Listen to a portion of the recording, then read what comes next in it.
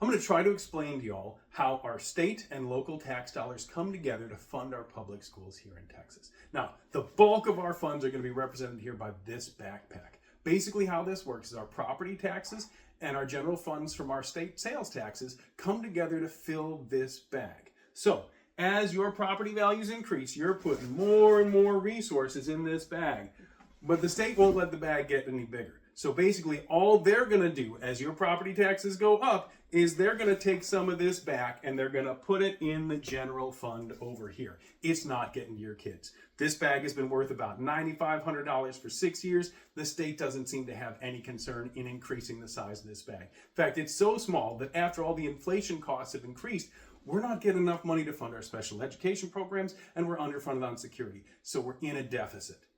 This bag's a problem.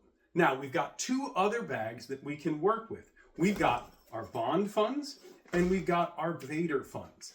Now, we've been putting money into our bond funds, but now we're done. We've sold all our bonds. We have no more bonds. So, in order to keep the cost of this plan low, we're going to reduce the amount of money that we are putting into paying off those bonds, and we're going to put them into our VATRE fund. We're going to increase the size of this bag because this bag gives us the most local control. So what we can do is we can take our resources and we can just put them here in this bag and we can use them to pay teachers, we can use them to fund special education services, we can use them to fund security, and the state can't reach in and grab them from us.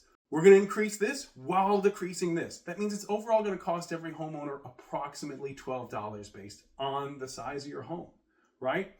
We can even go later and reduce the amount of stuff that we're putting in this bag without reducing this bag and force the state to put more general fund dollars in our students' backpack. Overall, increasing what our students get for education.